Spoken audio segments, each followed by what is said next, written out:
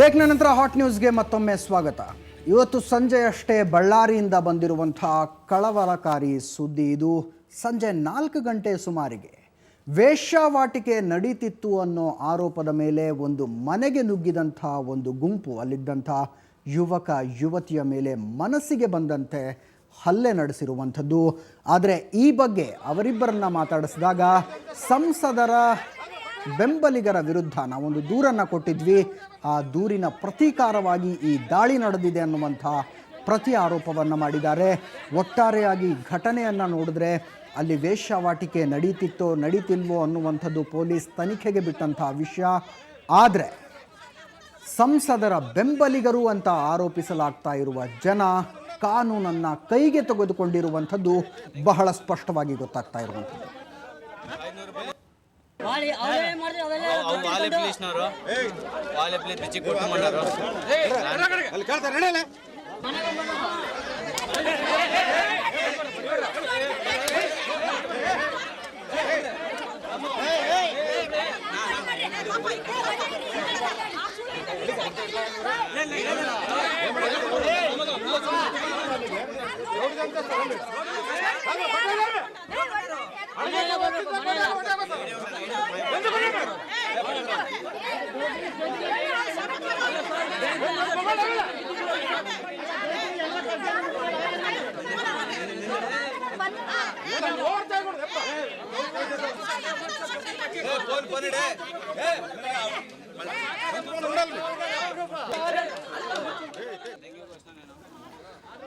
ಒಂದು ಕಡೆ ಈ ಮನೆಯಲ್ಲಿ ವೇಶ್ಯಾವಾಟಿಕೆ ನಡೀತಿತ್ತು ಅಂತ ಆರೋಪಿಸಿ ಒಂದು ಗುಂಪು ಮನೆಗೆ ನುಗ್ಗಿ ಒಳಗಡೆ ಇದ್ದಂಥವರ ಮೇಲೆ ಥಳಿತವನ್ನು ಮಾಡಿದ್ರೆ ಮನೆಯಲ್ಲಿದ್ದಂಥವರು ಅದಕ್ಕೆ ಕಾರಣವನ್ನು ಕೊಟ್ಟಿದ್ದಾರೆ. ಇತ್ತೀಚೆಗಷ್ಟೇ ಸಂಸದ ಸಣ್ಣ ಫಕೀರಪ್ಪನವರ ಬೆಂಬಲಿಗರು ಮನೆ ಎದುರಿಗೆ ಕೂತ್ಕೊಂಡು ಗಲಾಟೆಯನ್ನು ಮಾಡ್ತಾ ಇದ್ರು. ಅದನ್ನು ನಾವು ಪ್ರತಿಭಟಿಸಿದ್ವಿ, ವಿರೋಧಿಸಿದ್ವಿ. ಅದರ ಸೇಡಿಗೋಸ್ಕರ ಈ ದಾಳಿಯನ್ನು ನಡೆಸಲಾಗಿದೆ ಅನ್ನುವಂಥ ಪ್ರತಿ ಆರೋಪವನ್ನು ಮನೆಯವರು ಕೂಡ ಮಾಡಿರುವಂಥದ್ದು.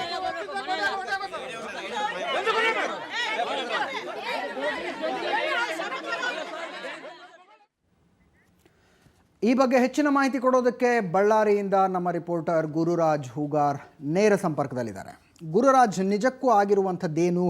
ಏಕಾಏಕಿ ಮನೆಗೆ ನುಗ್ಗುತ್ತಾ ಈ ಗುಂಪು ಮತ್ತು ಯಾವ ಮಾಹಿತಿಯ ಆಧಾರದ ಮೇಲೆ ಮನೆಗೆ ನುಗ್ಗದ್ರಂತೆ?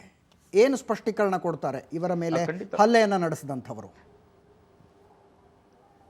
ಅಜಿತ್, ಇವರ ಮೇಲೆ ಹಲ್ಲೆಯನ್ನು ನಡೆಸಿದಂಥವರು ವಿಶೇಷವಾಗಿ ಸಂಸದ ಸಣ್ಣ ಫಕೀರಪ್ಪ ಅವರ ಪುತ್ರನನ್ನ ನಾವು ನೇರವಾಗಿ ಮಾತಾಡ್ತೀವಿ.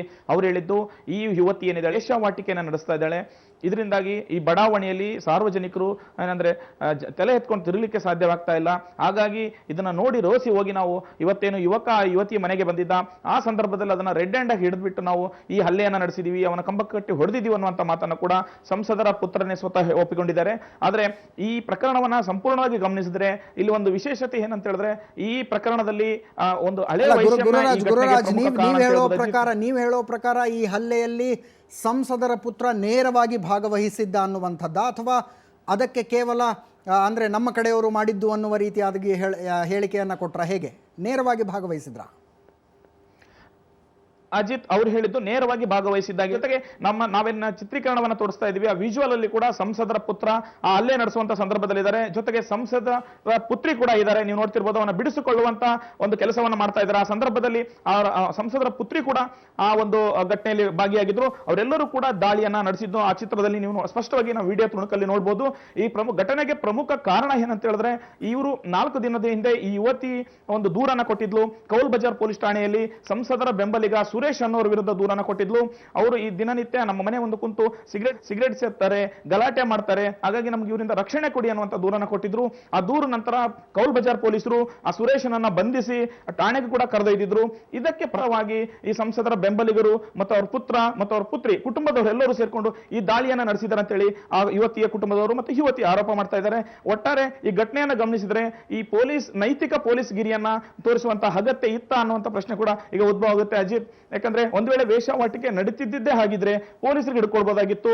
ಕಾನೂನು ರೀತಿಯ ಕ್ರಮ ಜರುಗಿಸಲಿಕ್ಕೆ ಸಾಕಷ್ಟು ಅವಕಾಶಗಳಿದಾವೆ. ಆದ್ರೆ ಒಬ್ಬ ಜವಾಬ್ದಾರಿ ಸ್ಥಾನದಲ್ಲಿರುವಂತಹ ಸಂಸದರ ಕುಟುಂಬದವರು ಮತ್ತು ಅವರ ಬೆಂಬಲಿಗರು ಈ ರೀತಿ ನಡೆದುಕೊಂಡಿರುವಂತಹ ವಿಚಾರ ಏನಿದೆ, ಇದು ಸಾಕಷ್ಟು ಆಕ್ರೋಶ ಮತ್ತು ಪ್ರಜ್ಞಾವಂತರನ್ನ ಕೆರಳುವಂತ ಮಾಡಿದೆ ಅಂತ ಹೇಳ್ಬೋದು ಅಜಿತ್.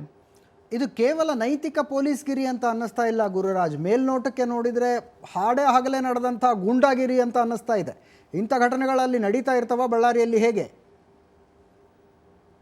ಖಂಡಿತವಾಗಿ ಅಜಿತ್, ಇಂತಹ ಪ್ರಕರಣಗಳು ಗಣಿ ಅಕ್ರಮ ವಿಚಾರದಲ್ಲಿ ರಾಜಕೀಯ ವೈಷಮ್ಯಗಳಲ್ಲಿ ನಾವು ಇಂಥ ಘಟನೆಗಳನ್ನ ನೋಡ್ತೀವಿ. ಆದ್ರೆ ಒಬ್ಬ ಯುವತಿ ಮನೆಯಲ್ಲಿದ್ದಾಗ, ಅದು PUC ಓದುವಂತ ವಿದ್ಯಾರ್ಥಿನಿ, ಆಕೆಯನ್ನ ಭೇಟಿ ಮಾಡ್ಲಿಕ್ಕೆ ಬಂದಂತ ಆಕೆಯ ಮನೆಯಲ್ಲಿ ಇದ್ದಂತ ಯುವಕ ಏನಿದ್ದ ಅವನು ಕೂಡ ಸಹಪಾಠಿಯಾಗಿದ್ದ, ಅವನು ದ್ವಿತೀಯ PUC ಓದ್ತಾ ಇದ್ದ.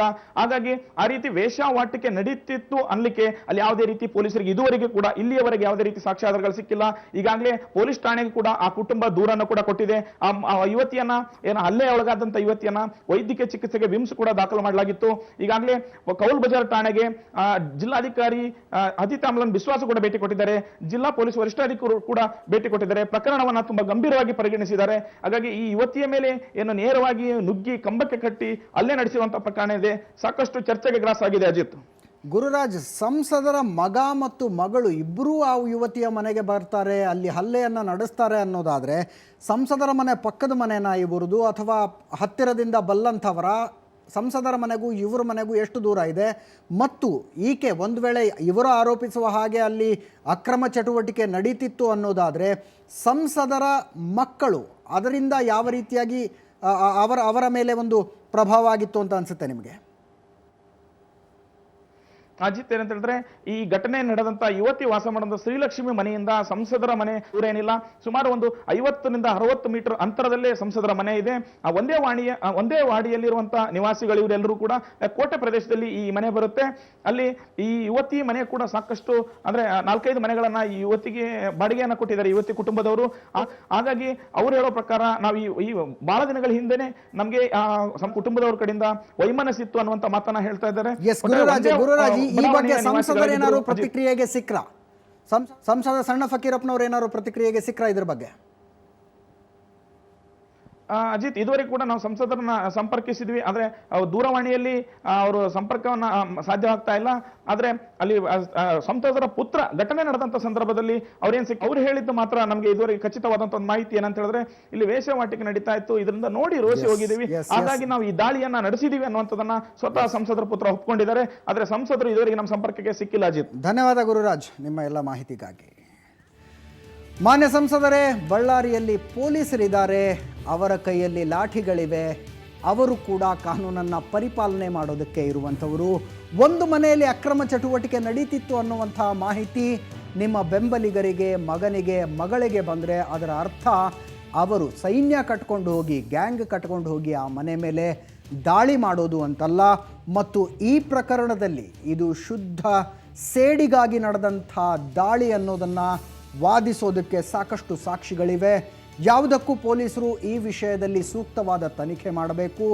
ಒಬ್ಬ ಯುವತಿಯ ಮೇಲೆ ವೇಶ್ಯಾವಾಟಿಕೆಯ ಆರೋಪವನ್ನು ಯಾರು, ಯಾವಾಗ, ಹೇಗೆ ಮನಸ್ಸಿಗೆ ಬಂದಂತೆ ಹೊರಿಸುವಂಥ ಸನ್ನಿವೇಶ ಸೃಷ್ಟಿಯಾಗಬಾರ್ದು ಅಂತ ಹೇಳ್ತಾ ಒಂದು ಸಣ್ಣ ಬ್ರೇಕ್ ತಗೊಳ್ತಾ ಇದ್ದೀನಿ. ಬ್ರೇಕ್ನ ನಂತರ ಬ್ಯಾಂಕ್ ಮುಷ್ಕರದ ಸ್ಟೋರಿ ಇದೆ. ಆ ವಿಷಯದ ಬಗ್ಗೆ ಮಾತನಾಡೋದಕ್ಕೆ ಸ್ವತಃ ಒಬ್ಬ ಬ್ಯಾಂಕ್ ನೌಕರರು ನಮ್ಮ ಜೊತೆಗಿರ್ತಾರೆ. ಅದಕ್ಕಿಂತ ಮುಂಚೆ ಒಂದು ಸಣ್ಣ ಬ್ರೇಕ್.